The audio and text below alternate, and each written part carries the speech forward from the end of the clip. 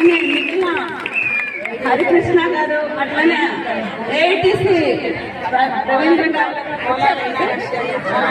కోలార్ గారు, రవిచంద్ర గారు, మన ఈశ్వరయ్య గారు, అన్నిటికన్నా ఈరోజు మన ఎమ్మెల్సీ లక్ష్మణరావు గారు ఈరోజు ఉదయం నుండి ఒక్క నిమిషం కూడా ఖాళీ చేయకుండా ప్రతి సందర్భంలో అటు అధికారులతోటి ఇటు యూనియన్ తోటి ఈ విజయాలు సాధించిన వెనుక ఈరోజు మన పీడిఎఫ్ ఎమ్మెల్సీలు కృషి చాలా చాలా ఉంది. వాళ్ళకి ప్రత్యేకంగా ధన్యవాదాలు తెలియజేస్తున్నాం. అట్లనే మన ప్రజా సంఘాలు, ఒకటి ప్రజా సంఘాలకు సంబంధించి మన యూటీఎఫ్ రాష్ట్ర ప్రధాన కార్యదర్శి ఇక్కడే ఉన్నారు ప్రసాదరావు గారు, అసలు రాష్ట్ర కేంద్రంలోనే కాదు అన్ని ప్రాంతాల్లో వాళ్ళు ప్రత్యక్షంగా పాల్గొనడంతో పాటు ఆర్థికంగా కూడా మన అన్ని చోట్ల సహాయం అందించడం జరిగింది. అందుకని యూటీఎఫ్ మన ప్రజా సంఘాలు మొత్తానికి ఈరోజు మహిళా సంఘాలు కానీ, కార్మిక సంఘాలు కానీ, కేవీపీఎస్ కానీ అన్ని సంఘాలు, విద్యార్థి యువజన సంఘాలతో పాటుగా ఈరోజు వామపక్ష పార్టీలు, ప్రధానంగా ఈరోజు వామపక్ష పార్టీలు ఈ ప్రభుత్వం మహిళల్ని ఇంత తీవ్రమైన నిర్బంధం ప్రయోగించారు. దీన్ని ఎట్టి పరిస్థితుల్లో సహించం. రాష్ట్రంలో మహిళలకు సంబంధించి ఇలాంటి అన్యాయం జరిగితే మేము అంగీకరించమని చెప్పేసి సిపిఎం పార్టీ రాష్ట్ర కార్యదర్శి ఉదయం నుండి భోజనం లేకుండా చేస్తా ఉన్నారు. ప్రధాన డిమాండ్ కేసులు వాళ్ళ మీద నిర్బంధం తీసేయాలి, వెంటనే వాళ్ళ చర్చలు పిలవాలి అని చెప్పేసి సిపిఎం పార్టీ రాష్ట్ర కార్యదర్శి శ్రీనివాసరావు గారు, అట్లనే సిపిఐ రాష్ట్ర నాయకులు ఈశ్వరి గారు, సిపిఎం హరికృష్ణ గారు, ఎమ్మెల్యే వీరబాబు గారు ఎప్పటిదాకా తిండి లేకుండా కూర్చొని మాట్లాడుతున్నారు.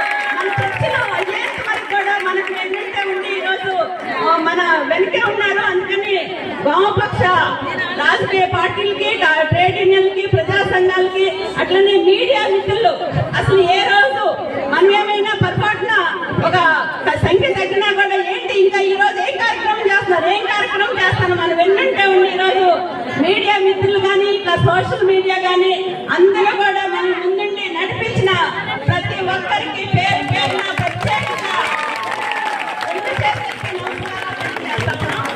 అంటే మీకు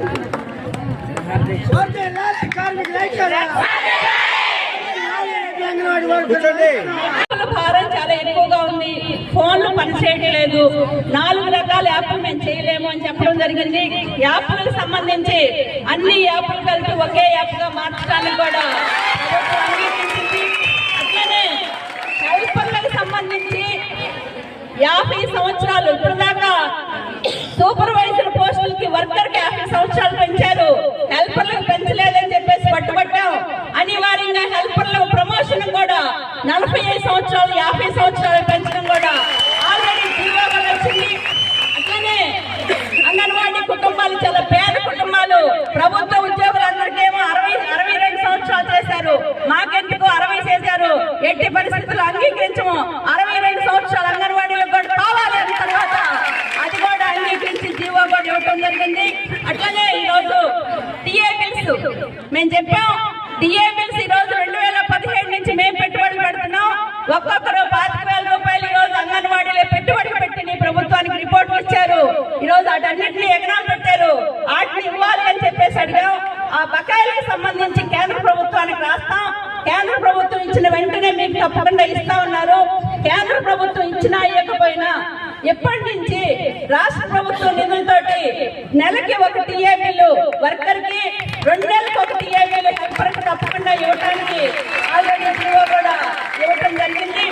అంతేకాకుండా ఈరోజు మెనూ ఛార్జీలు, వైఎస్ఆర్ సంపూర్ణ మెనూ ఛార్జీలు కానీ, అదే మెనూ రేట్లు పెంచడం కానీ, గ్యాస్ కి సంబంధించి కానీ, అట్లనే లబ్ధిదారులకు ఇస్తున్న ఫుడ్ లో నాణ్యత లేకపోవడం కానీ, ఈ అన్ని అంశాలు కూడా చర్చించాం.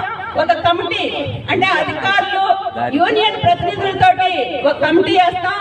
ఆ కమిటీ ఆధ్వర్యంలో చర్చించి నిర్దిష్టమైన ప్రతిపాదనలు చేద్దాము, మళ్ళొకసారి వాటితో కూర్చొని ఫైనల్ చేద్దామని చెప్పేసి చెప్పడం జరిగింది. ఏమైనా ఈరోజు మనందరం 42 రోజుల పాటు తిండి నిద్ర మానేసి ఐక్యతతోటి కుటుంబ సభ్యుల సహకారంతో మొక్కమని దీక్షతోటి అన్నిటికన్నా మించిన విషయం ఏంటంటే సమ్మె కాలం 42 రోజుల పాటు మేము సమ్మె చేస్తాం. ఈరోజు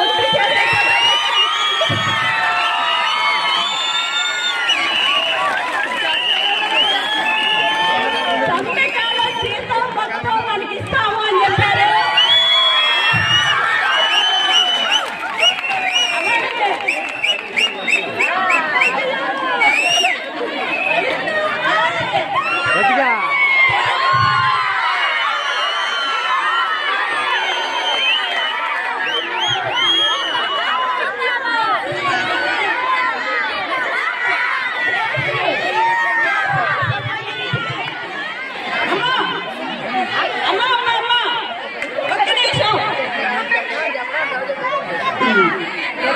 కేసులకు సంబంధించి ఏమైనా మన మీద ఉంటే ఎస్మాలేదు గాడికి గుడ్డు లేదు, ఇంకేమైనా కేసులు కనుక ఉంటే మొత్తం తొలగించాలని చెప్పేసుకోరు.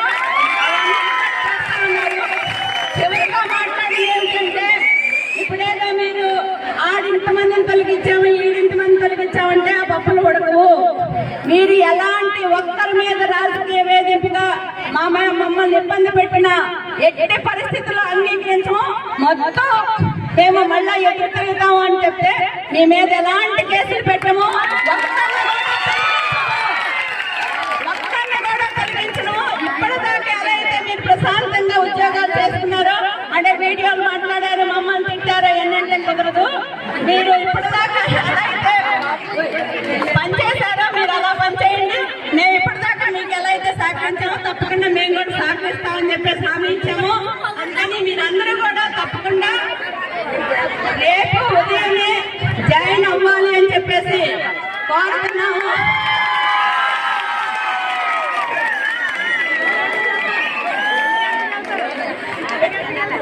అందుకని సోదరులారా ఈరోజు మన వెనక ఉండి మన నాయకులు ఒకటి అంగన్వాడీ సంఘాలు 3 చాలా ఐక్యంగా ఈ పోరాటం నడిపాం. అట్లనే ట్రేడ్ యూనియన్లు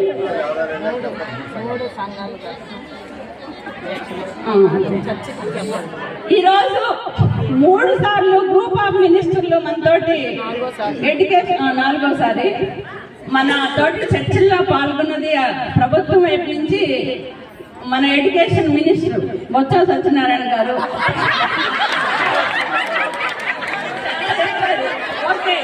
అట్లనే సజ్జల రామకృష్ణారెడ్డి గారు, అట్లనే ఫైనాన్స్ నుంచి పాల్గొన్నారు.